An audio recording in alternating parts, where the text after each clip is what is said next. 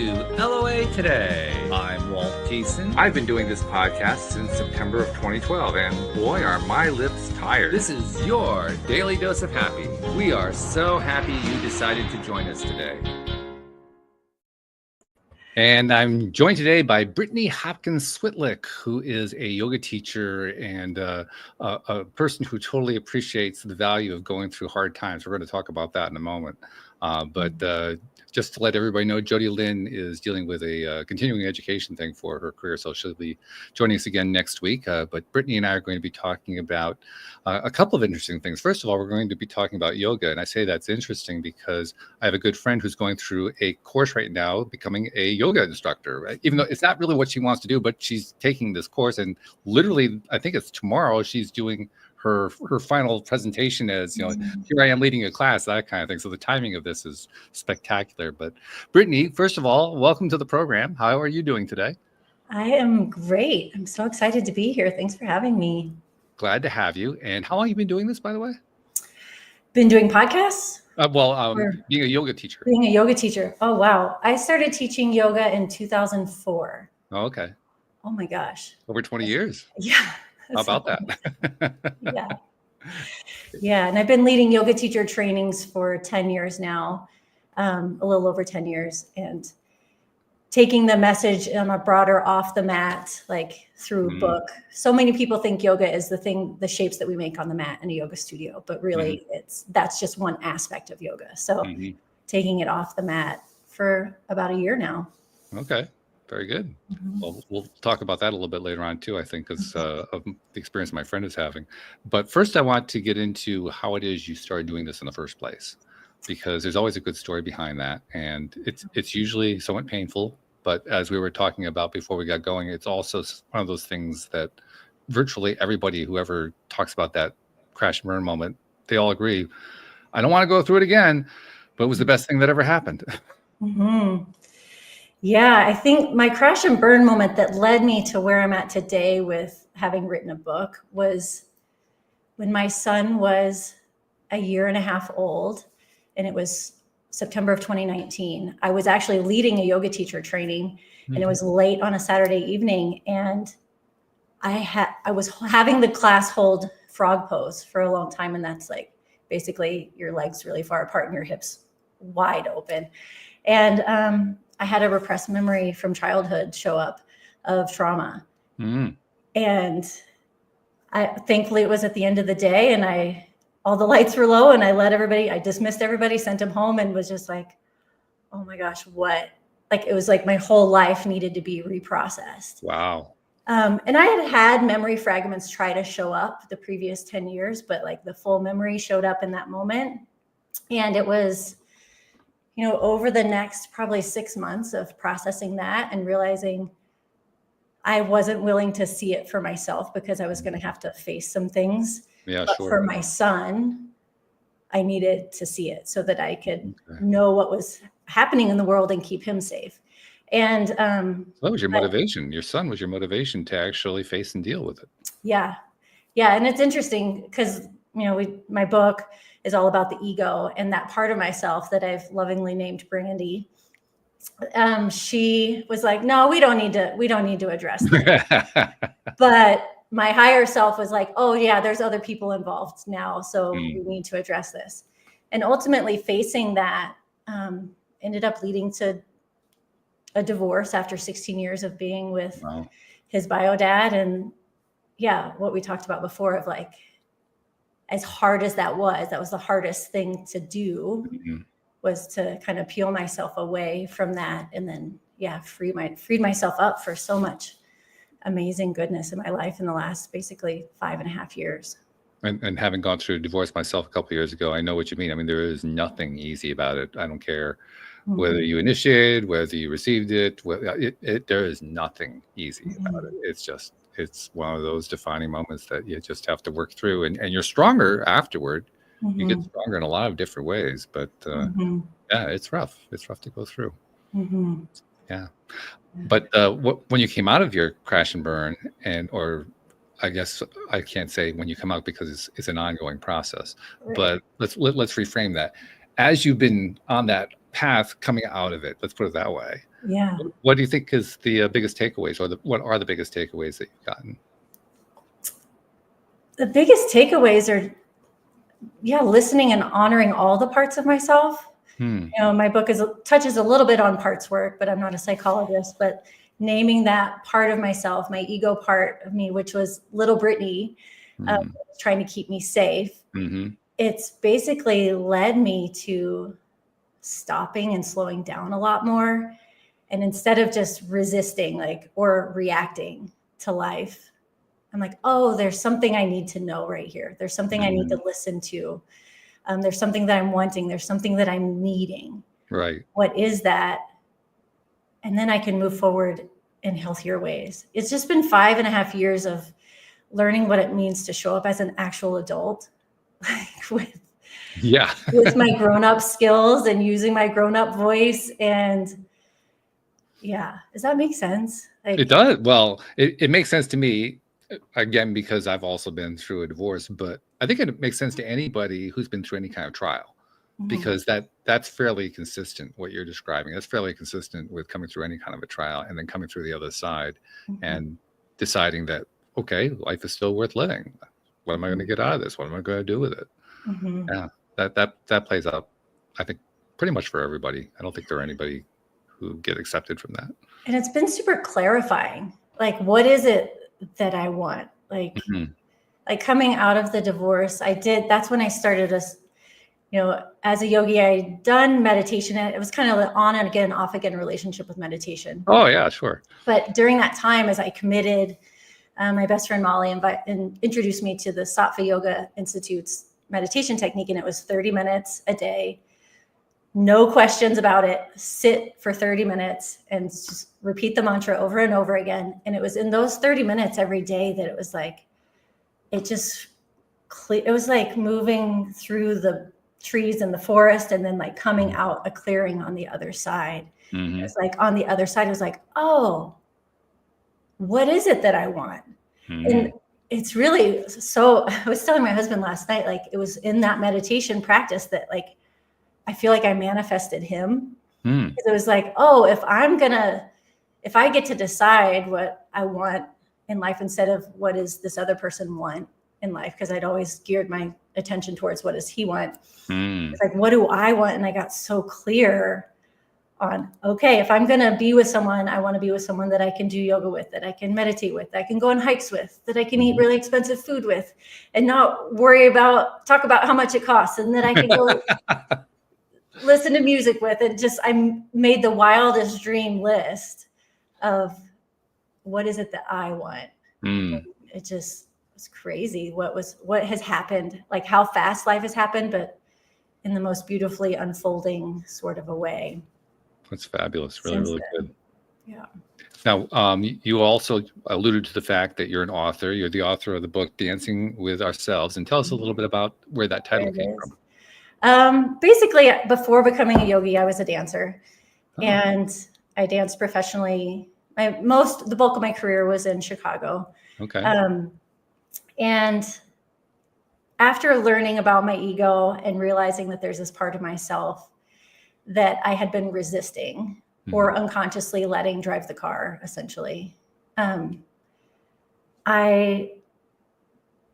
instead of resisting, I was like, oh, I need to embrace this. And you know the saying, it takes two to tango. Oh yeah.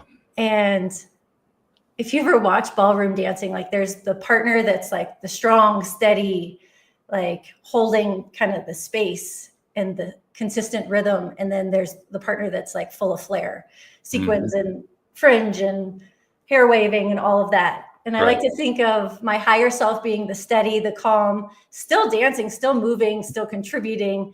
And then I have this other part of myself that can bring the fun and bring the flair, just as long as I don't let it take over.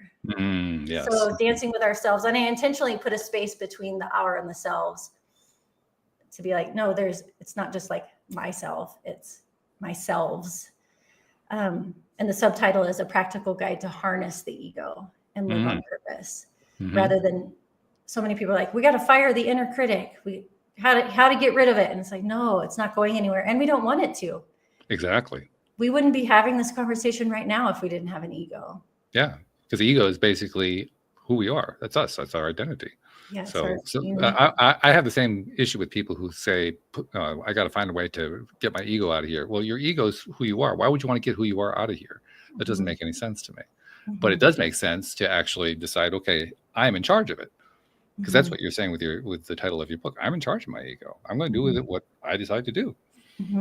Yeah, that's powerful. Yeah. Yeah. And not letting her, because my ego is, you know, some days she acts like my 4-year-old self and will throw a fit, will throw a tantrum. And other days she's like a sulky teenager. And so that's where it's like, okay, bringing her up to speed into present day. Like it makes sense that you feel frustrated. It makes sense that you feel sad, or whatever it is, offer compassion to that part of ourselves. So then, yeah, we're not wrestling. It's just like bringing it. One of the things that jumped out at me when I was reading your bio was your use of the term inner critic, which I totally identify with. And I think most people do. If they're really, really honest with themselves, yeah, we all pretty much recognize that inner critic. One of the things that's striking about the inner critic, first of all, is that we all have one. Second of all, everybody else has one too, which that's a little bit of a surprise for some of us when we find out we're not the only ones doing this, that everybody else is doing the same thing that we're doing. And then the way I always like to describe it is it's amazing how rough those inner critics are, because we treat ourselves in a way we would never treat our friends. I mean, do you know why that is? I've never figured out why we do that. I mean, I kind of have some idea, but we go to extremes. Yeah. No, yeah, the things that we say to ourselves can be terrible. And that's where it's been helpful to kind of disassociate, not disassociate like from my body, but like separate myself and be like, this part of myself is saying these things. In yoga, we say we have thoughts, but we are not our thoughts. Okay. So we're in this human experience and thoughts are happening in our brain, but it's not actually who we are. We are actually the witnessing the thoughts if we can step back enough. And that's where meditation comes in, and that's where the asana practice that we do on the mats comes in, is to create a little space from the thoughts / the inner critic or inner child, whatever it is you want, or the ego, whatever you want to call it. It's just a part of the human experience, is to have this chatterbox in our brain. And yeah, learning to see, so, you know, some of the criticalness comes from childhood, like somebody speaking that towards us, or some of it is to help motivate. Like, it's like, you know, the tough love, like some coaches are like, we got to speak tough to the, well, I want to give an example. In college, I remember one of my friends played on the basketball team, and I'd go to a lot of the games, and the coach, to one of the players, he would just be so like gentle and like, you've got it, it'll be okay, brush it off. And then to my friend, he'd like get on him really hard, like, get it together. Why aren't you do better? Like, pay attention. And I would get defensive of my friend and be like, why is the coach so mean to you and so gentle with the other guy? And he's like, oh, you know, if he spoke to me the way he spoke to him, I would just like sit on the bench and like, I wouldn't actually try. But I'm the kind of person that needs a little tough love. And the coach is wise enough to know that he needs to speak to the different players in different ways. And I think maybe that's where the inner critic might be a part of that, of like, it works. It develops in childhood to help us. Our egos develop. Like, I'm witnessing it with my 7-year-old. It's like developing right now in the things he's saying to himself. He thinks that that's the way that it's going to help him. But really, it's like we're kids and we don't really know. So, and it's also an interesting thing, because I believe that the inner critic is actually judgment neutral. We're the ones who assign the judgment to it. The good or the bad. Say, yeah, it's bad judgment or good judgment, bad critic or good critic. I'll give you an example of the good critic, because you were kind of referring to that in the story with the basketball player who was your friend. I live in Connecticut, and I am a UConn Huskies fan because we have a men's and women's basketball teams that have really been very, very successful. And for a lot of years, it's like, okay, I'm going to support this. This is great. Yeah. And you may recognize the name Gino Auriemma. He's the coach of the women's team.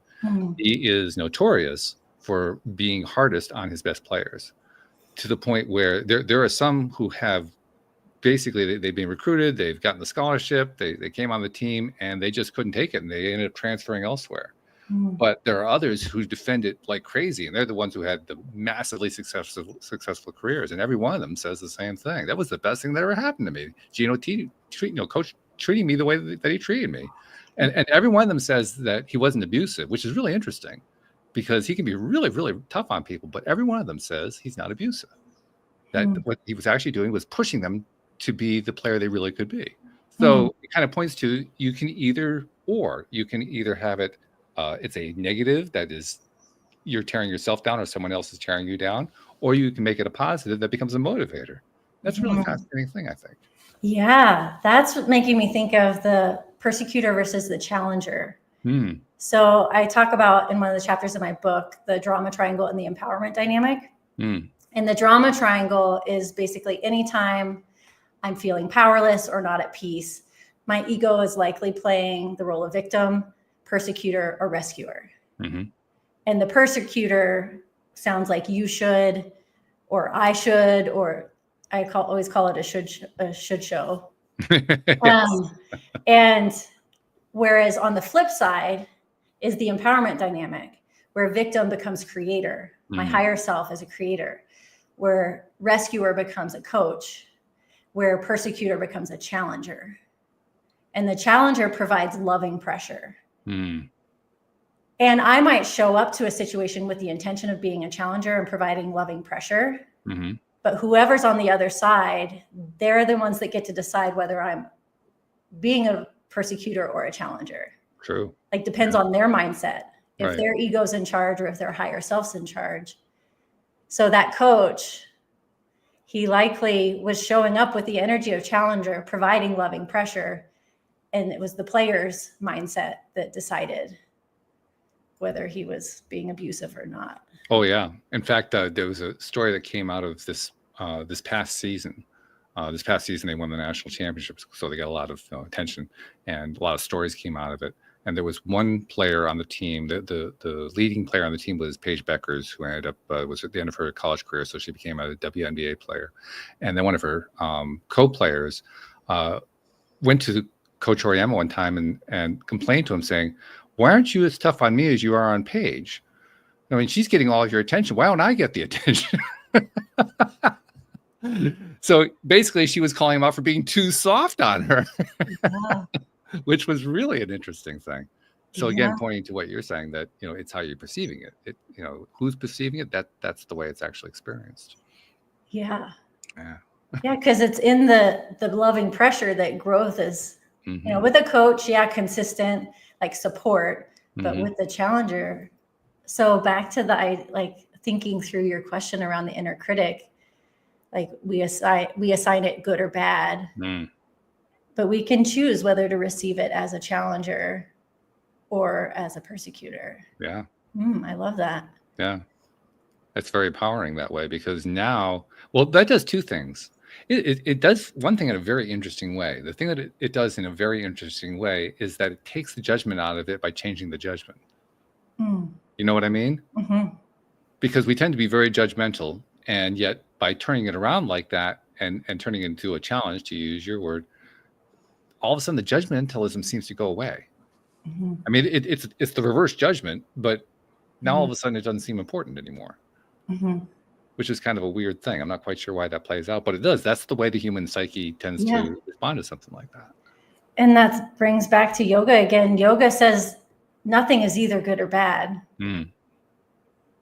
It just is. Right. And it's our ego that's assigning it as good. Our higher self is like, life is happening. It's raining. And there's a person that lived to be 103 that's quoted as, "What's the secret to living that long?" And he says, "When it rains, I let it." It's like not resisting. Yeah. Non-resistance is huge. The rain could be good. It could be bad. I mean, we might need the water, or it might, right? our human attachment to things being our way, our ego's attachment, is what makes it feel good or feel bad. When we can just experience it is the idea. One of the most fascinating things to me is the tendency we humans have to describe things in terms of perfection. And the more that I've thought about that and discussed it with people here on the show and with other people in my life, the more I've come to realize I have no clue what perfection is. I mean, every time I try to define it, it just kind of disappears into this cloud of nothingness. And I think that happens largely because it's a moving target. You know, it's kind of like having a goal line, and then you try to cross the goal line, and the goal line moves 10 feet away from you, and then you try to cross again, and it goes 10 feet. I mean, you never reach it. So like, well, how do you know what it is if you can't actually get there? Yeah. So just being with the experience. Well, not just being, like we're moving through an experience, but more allowing, I guess, would be the word that I'm looking for. Allowing the experience. Yeah. And taking the judgmentalism out of it. That's really what's at the root of all of this, is the judgment. Yeah.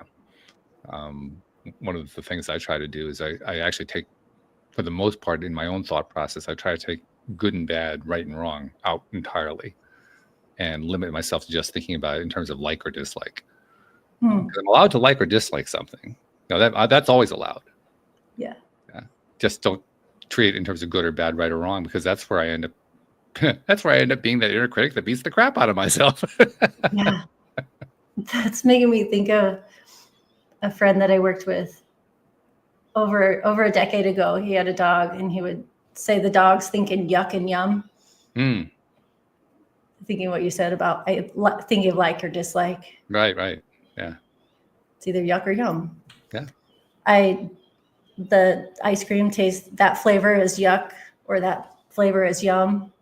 Pretty much. Doesn't feel like a right or a wrong, good or bad. That's right. And at that point, it's just what is your preference? In fact, I also try to apply the same concept, the same principle to my relations with other people, which has done tremendous things for me, because now I no longer try to figure out whether or not that's a good person or a bad person, whether that person is acting rightly or wrongly. I just decide whether or not I like them or I don't like them. And now there's all the argumentation is gone at that point. Yeah. There's nothing to fight over. There's nothing to struggle over. It's like, okay, I don't like him. Oh, I like him. I don't like him. It's simple. There's nothing else to it. I don't have to change anything. I don't have to change him or her. I don't have to change me. It's just like, I like it. I don't like it. Okay, no problem. Yeah. Good deal. Yeah. I mean, we go back to when we're babies. Like, I have a 2.5-year-old, so still relatively close to that time when she was just a little lump. And right. She wasn't like, she's trying to learn to do things, right? And she wasn't like, I suck because I can't do this. It just was like, I don't like that I can't do this. Yeah. It wasn't in words, it was in cries or grunts, right? I have a former co-host named Cindy Chavez who was on the show for about a 4 or 5 year period. And she once made a really interesting observation. She was talking about this in the context of, let's see, what was the exact context? I lost it.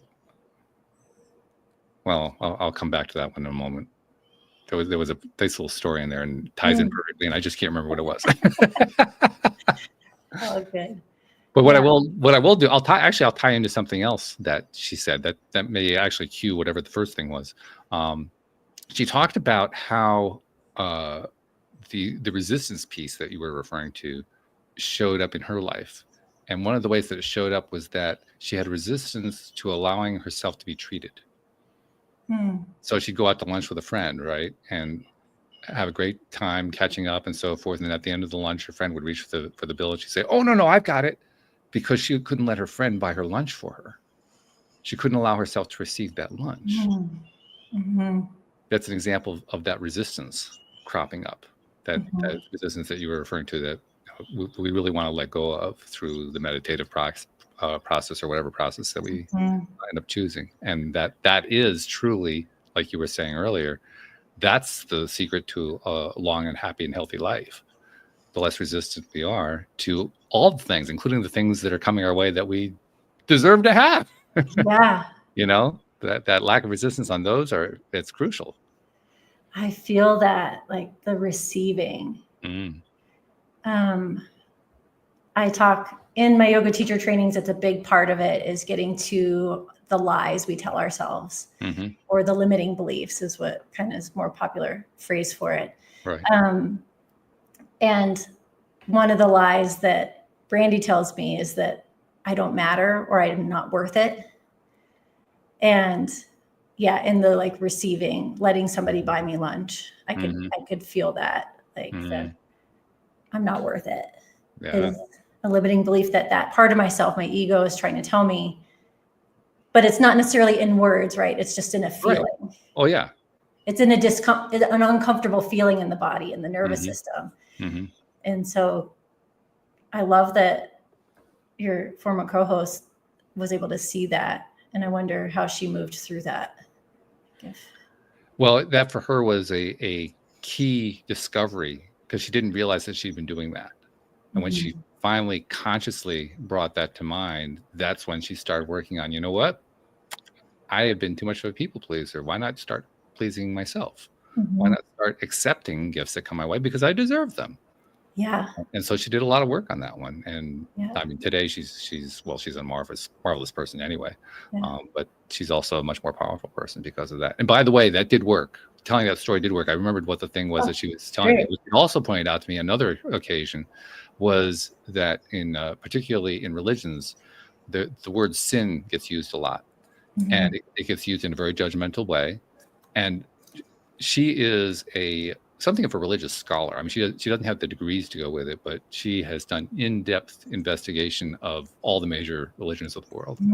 And that included finding the original meaning of the word sin, where it originally comes from. And it turns out that all the word means is to miss the mark. Yeah. That's all. There's no judgment. There's no attachment. You just missed. So if you have a bow and arrow and you aim and you miss the target, what do? Well, you pick up another arrow and you shoot again. That's the extent of the whole thing right there. Yeah. Now, how many of us turn sin into this horrible thing that we have to, oh my God, you mustn't sin. You were sinning again. No, you just missed. Yeah. You missed the mark. Yeah. I love that I was thinking, I was like, I wonder if he's going to say I missed the mark, because that's what I was taught growing up. Oh, you were? Okay. So you were among the few who actually got the right teaching. Yeah. Yeah. But I still was given an element of judgment along with it. Sure. But I did know that definition. Yeah. But yeah, bringing it back to that context of, it's like a softening. Like I think of it like grasping versus palms open. My good friend Carrie taught me this visual probably 11 years ago now, but like when we're grasping something, whether it's a good thing or a bad thing, when we're grasping it, if it's a good thing I'm grasping, I'm likely smothering it. Or if it's a bad thing I'm grasping, I'm just going to hold myself in misery longer. Whereas when I open my palms, it can flow in, flow out, flow in, flow out. Right, there's more back to that allowing. Yeah. Yeah. And that's when the good things happen, because that flowing in, flowing out, that's the energy of life. And that's where all the good things come from. It's from that. Yeah. From going with the flow. Yeah. The downstream. Yeah. Yeah. Yeah. I haven't heard that one in a while, but the downstream metaphor, that's always been a fun one. You can be paddling upstream, or you can just let go and let the current take you downstream, because that's where all the good things are anyway. Yeah. Yeah. Oh, that just reminded me of my mindset coach, Ellen McCarty. I call her and I'm in it, like I'm clearly resisting life. I'm like, I need help not resisting. She's like, well, just put your paddles in the boat. Yeah, right. Just pull your paddles in, let the boat right. Yeah. In fact, that's actually been a significant portion of my personal life over the last 2 or 3 years, at least, probably a little bit longer than that. In that I've been consciously shifting my day-to-day routine around so that all I'm doing now is following that principle. I pulled the oars in. Where am I finding myself going next? And just go with that, which is a huge departure for me, because I was a consummate planner. I could plan anything to death. I could plan it to the 169,000th degree, not taking any steps, mind you, just planning. I was really, really good at that. And all it did was hold me back. Yeah. I finally, after a lot of work, finally let go of that. And now I just go with whatever the flow is. And the flow is taking me to some kind of surprising places. Like where? Just to give you an idea, right now, for the last, let's see, how long has this been going on? It's hard to identify where the exact starting point is. I've been interested in AI for about the last year and a half. And about roughly a half year ago, I started messing around with, well, actually a little bit longer than that. I started messing around with, can I use AI to do programming? Because I used to do development work, websites and so forth. But not really high level. I was relatively low level. And ended up leaving that behind because I really didn't enjoy it a whole lot.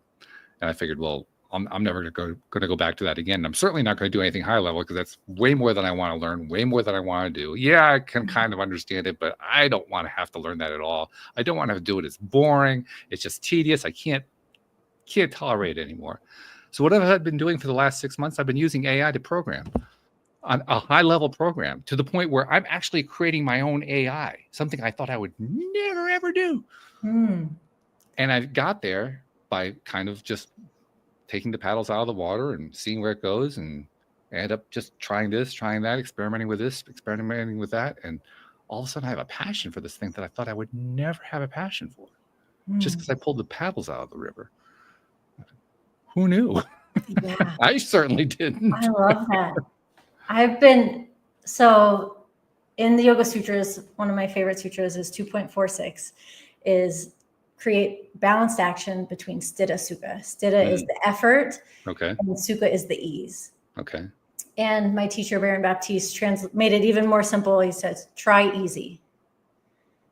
So there is the try is the, I am doing something, but be easy about it. And some of us, like my egos had me more prone to the do, like I could probably plan more, but I just go. I jump into life and I just go. And I need more ease. Like I need to level it with more ease. Whereas some people are like, I'm just going to be easy about it, but there's no try. So, right, depending on who you are and how your ego is. Sure, yeah. But lately, yeah, I've just hustled. I've hustled for the last, basically my whole life. But since starting my yoga studio in 2014 is when it was. Yeah, I hustled to the point of hurting my health. And now that I have 2 children, I have a 7-year-old and a 2.5-year-old, and I lead yoga teacher trainings, and I have a lot on my plate, and I've written a book somehow. It's like, what if I just tried easy? Like, what if I just do have conversations with Walt Thiessen and just see what happens, instead of I got to get this book in front of it. How do I succeed at this? Right. What if I just treated life like a game? Yeah. Interesting you should mention a book too. I have a good friend who has also been a guest on the podcast a couple times, and he wrote a book called The Last Law of Attraction, book you'll ever need to read. And of course, there had been hundreds and hundreds of law of attraction books written by the time he had published his. So my first question is, okay, what makes you think that people are going to read yours after they've read all the others? I mean, it's not that expansive a topic. I mean, you can pretty much cover it. He says, I didn't even think about it that way. I said, okay, so how are you going to promote it? And he says, well, I can tell you how I've been promoting it. I said, oh, okay, how are you doing that? He says, every day I answer an email, or I respond to a blog post, or I take a phone call, or I do something in service of the book. And that's it. That's my entire thing. He used that method to sell 150,000 copies of his book. Yeah. And it's still selling.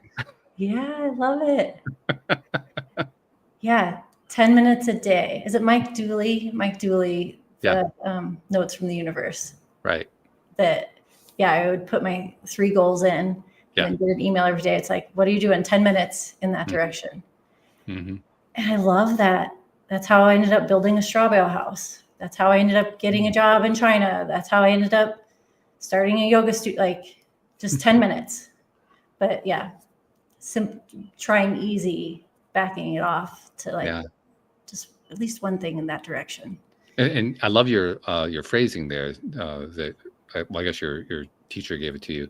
The try and the easy in the same sentence, because the try is the action piece, and the easy is I'm just going to do it really easy. I'm not going to do it hard. I'm just going to just take little steps, just see where it goes. Because that's the combination that's powerful. That's the one that produces incredible results.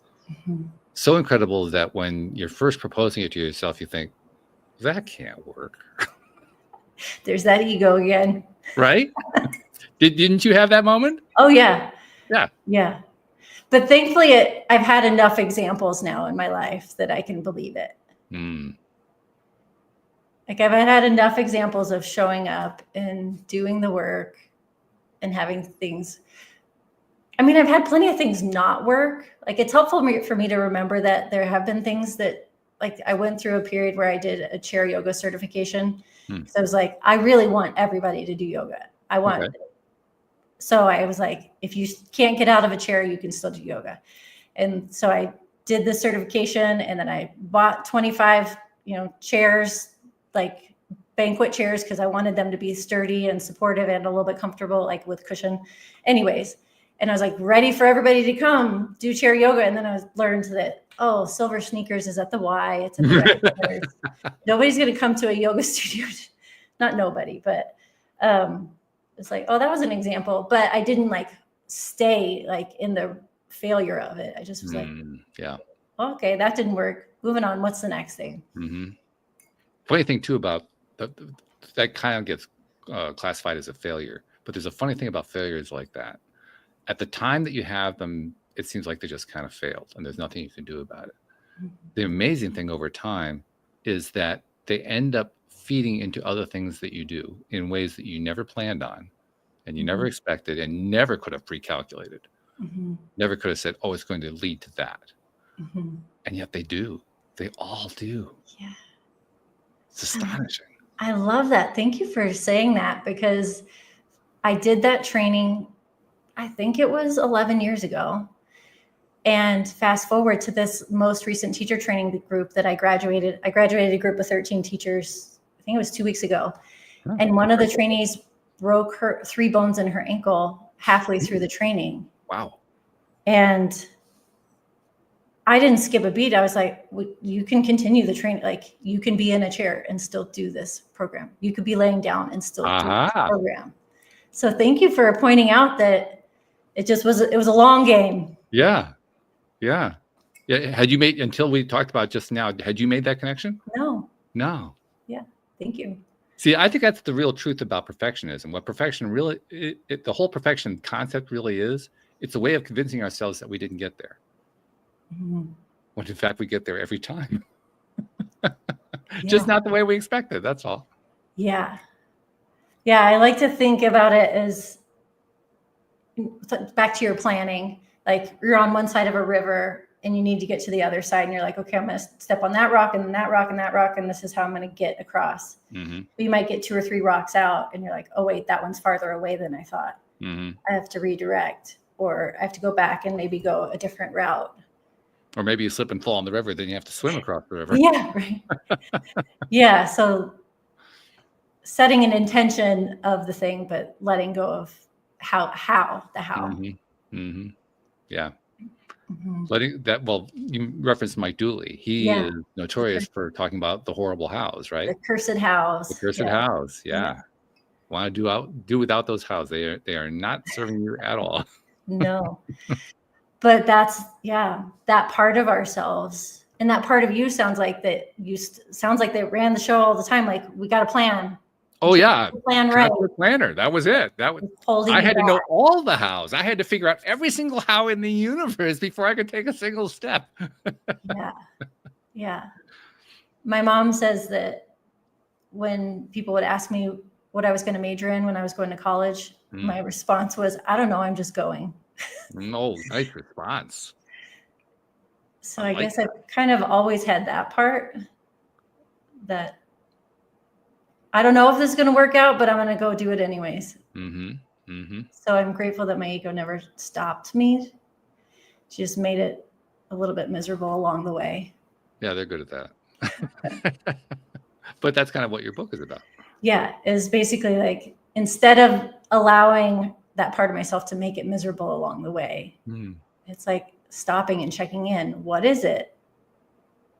What do I need right now?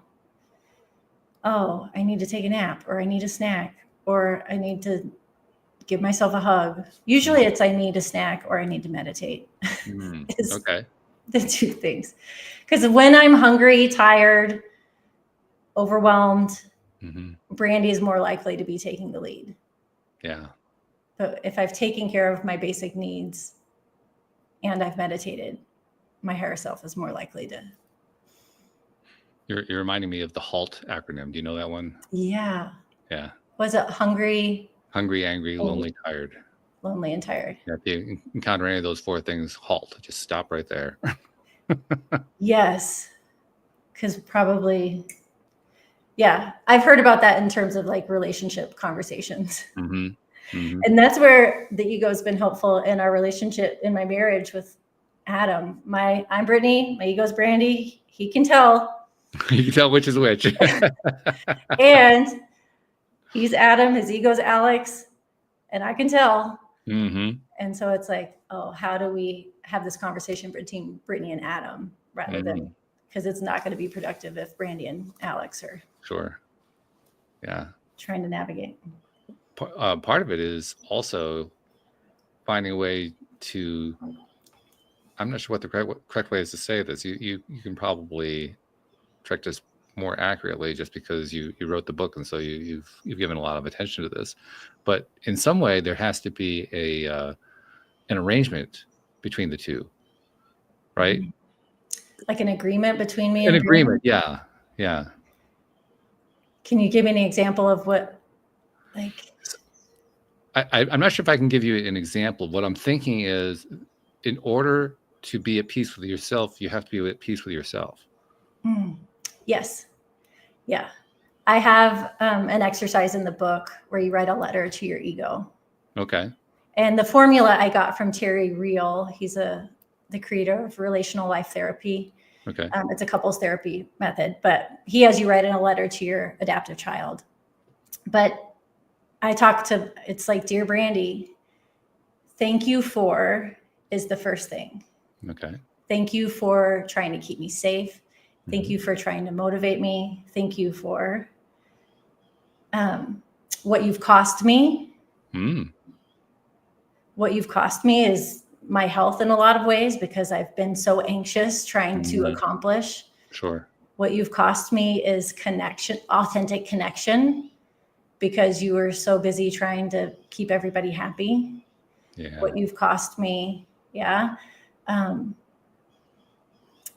spacing on it. Thank you. What you've cost me, what you've given me. What you've given me is a whole lot of credentials. Yeah, right. You've given me a whole lot of experiences that I'm so glad that I've had. You've given me the ability to do lots of things, right? So thank you, what you've given me, what you've cost me, and then the plan moving forward.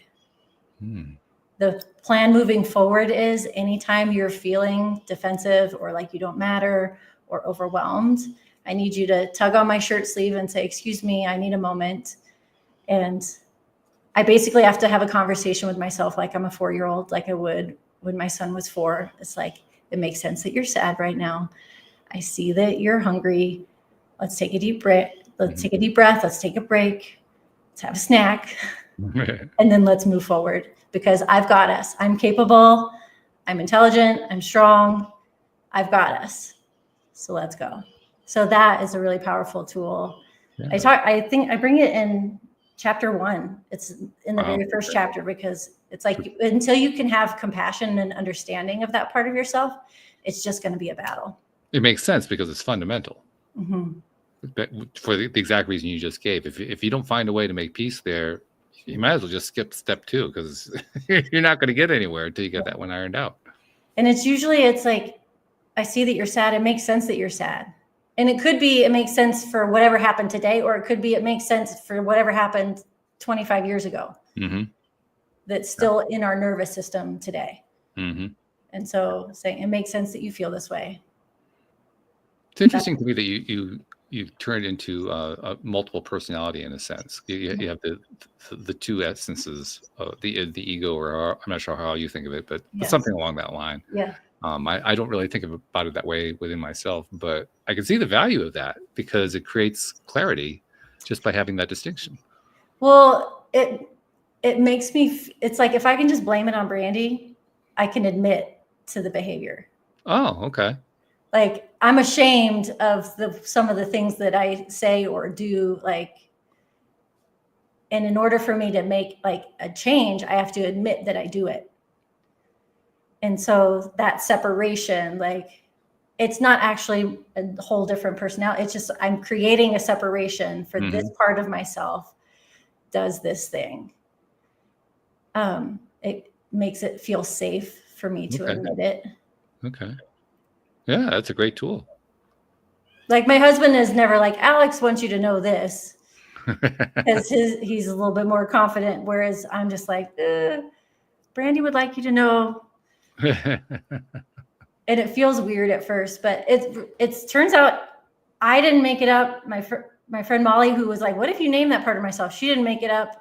Or it's like we made it up, but it's the thing that exists. IFS, internal family systems, is a super popular therapeutic technique now. It's like your inner firefighter, your inner critic, your inner teenager, it's like if you can see all the different ages of yourself. Reminds me of Maya Angelou. She has a poem that's like, I'm 4 years old, I'm 16 years old, I'm 24 years old, and I'm 60 years old. It's like, I am all of these ages.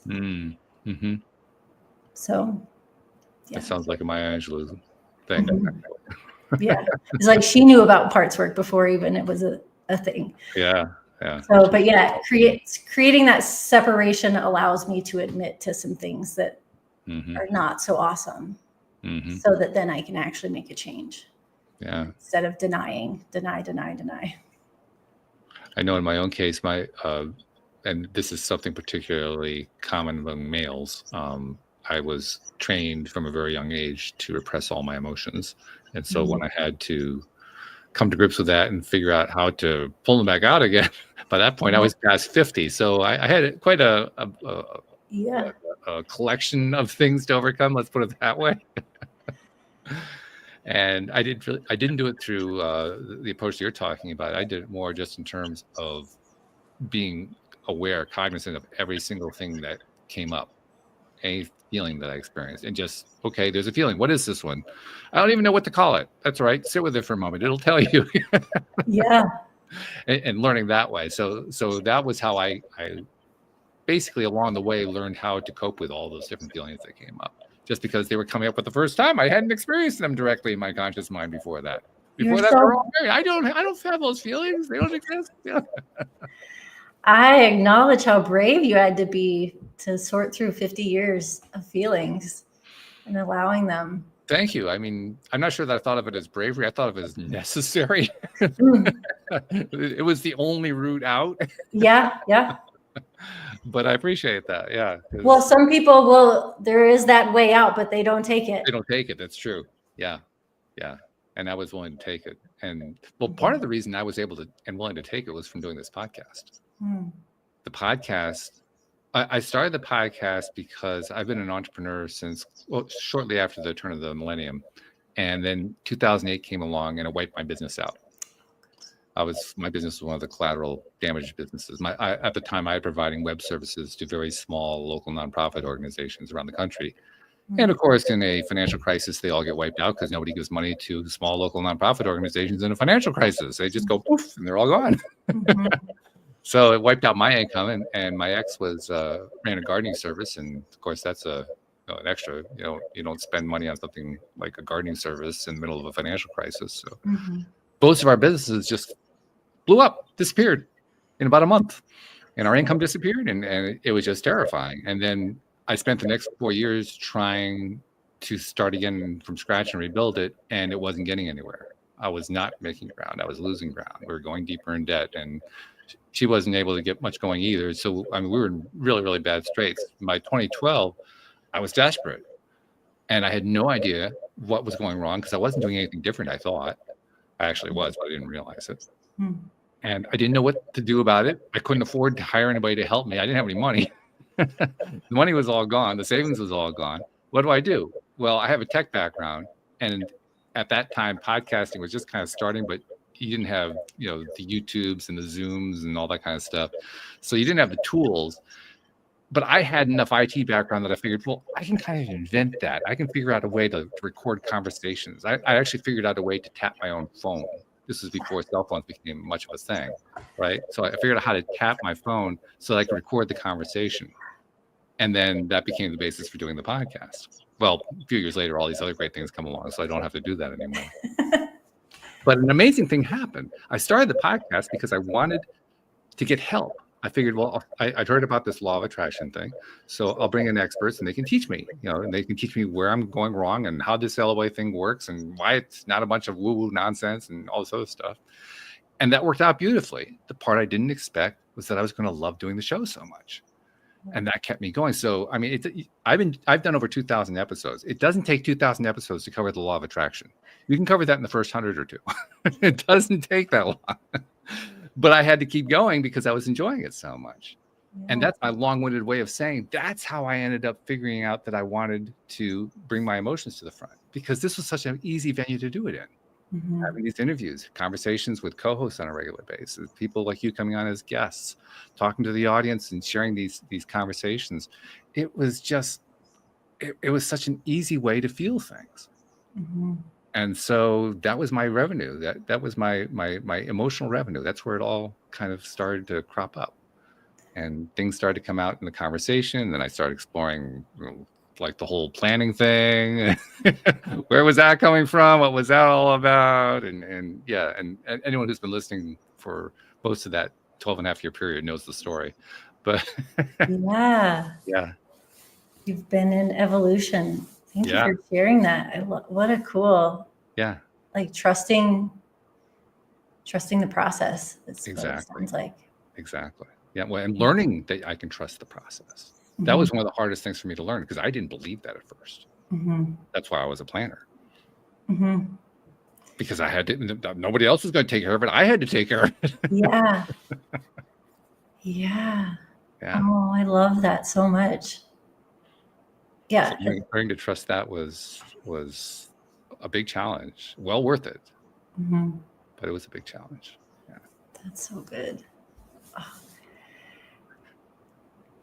Yeah, it's been interesting. I'm just thinking about, because here we are in this last few months, and my husband sells residential windows. So it's like, oh yeah, like if they have windows that are keeping the dirt out, it's fine. Like, just being willing to trust the process, whether it's like, where do we stay the course? Where do we pivot? And it's interesting, like through it all, it's just been clear that I'm following this path with yoga, whether it's through yoga, leading yoga teacher trainings, or with the book, having conversations about the book. And I've taken the content from the book, which is content from the yoga teacher trainings, and I've turned it into a keynote speech. And it's like, curious where that's going to go. And right. How to can't read the book in an hour, but can definitely share the key nuggets. And it's like, that just feels like, there's the practical day-to-day life of things, but it's like, I've just always been clear, this is the path I'm on with, and feeling the support of my husband behind that is really great too. Yeah, sure.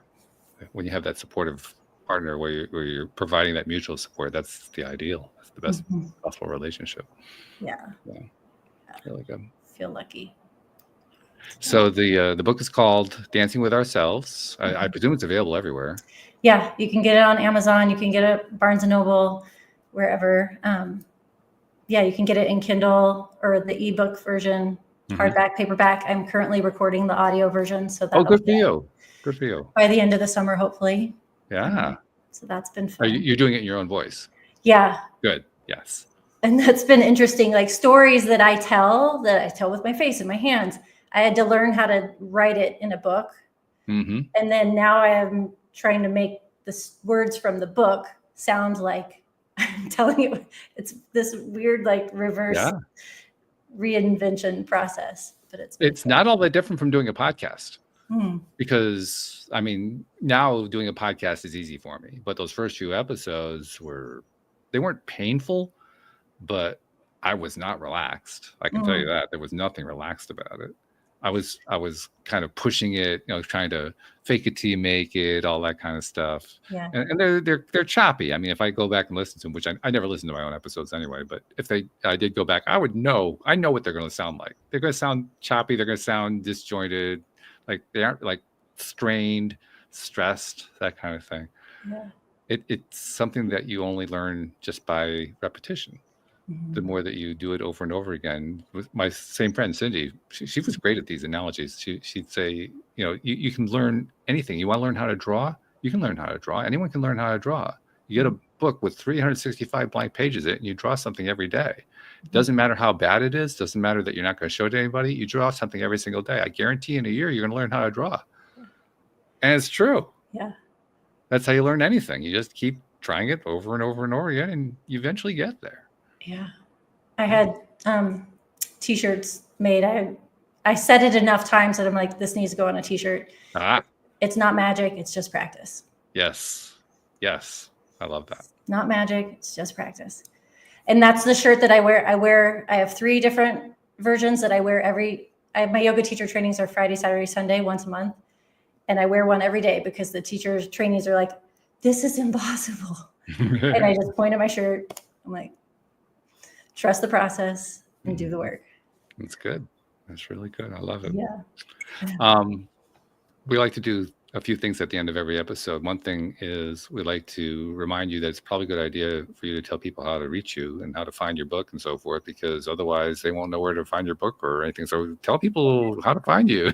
Yeah. My website is BrittanyHopkins.com. That's BRITTANY, Hopkins.com. And everything is there, from the book to where to buy the book. If you want to hire me to speak, you can hire me to speak. I have a video library of over 400 recordings, whether it's meditation or yoga asana or workshops that you can do on demand. On Instagram, I'm Brittany.Hopkins.Switlick. And I'm on Facebook. I have a YouTube channel, Practice with Brittany. Very good. Yeah. Yeah, I love that.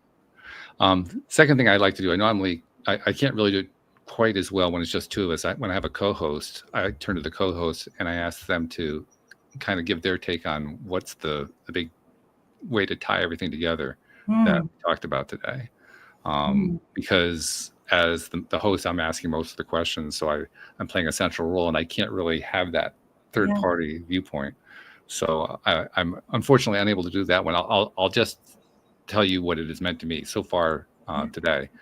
Having the conversation with somebody who's been through the same kind of crash and burn and come out the other side. I always enjoy that anyway.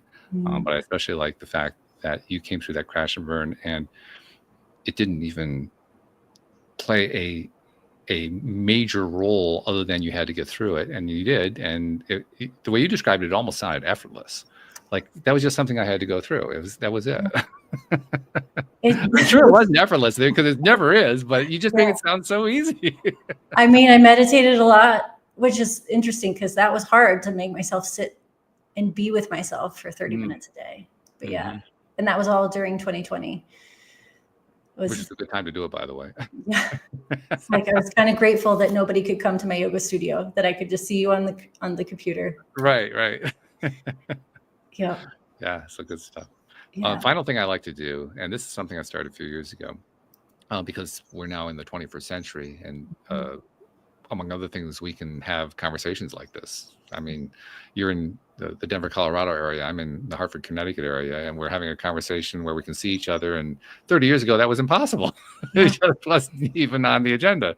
And then the social media thing came along, and the phones, and all this technology has come along that has enabled us to publish books and self-publish and to post things on the various social media channels and share on podcasts and all these different ways that we're sharing information. And so it's become the new marketing model, right? Just put out as much information as you can and hope that you're going to reach the right people, and then they become your audience. They become your group, and it really does work. One thing though that we kind of overlook in all this, and this is the thing that I noticed, is we're putting out content to people who very often we never meet, we never see, and they're putting it to use in ways we don't know about, and they're getting results we don't know about either, and then we don't get credit for it. Well, wait a minute, that's not good. We got to give ourselves credit for that. So I like to take a moment to say, Brittany, on behalf of those people you've never met, never seen, never will meet, and never will see, who you've been helping in ways you didn't even know about, through your book, through the podcasts that you do, through the stuff that you post on social media and so forth. On their behalf, thank you for what you're doing, because you're making a difference in this world. Oh, I love that. Thank you. Yeah, I think it's really important. We skip over that, and it's too important. We can't keep skipping over that.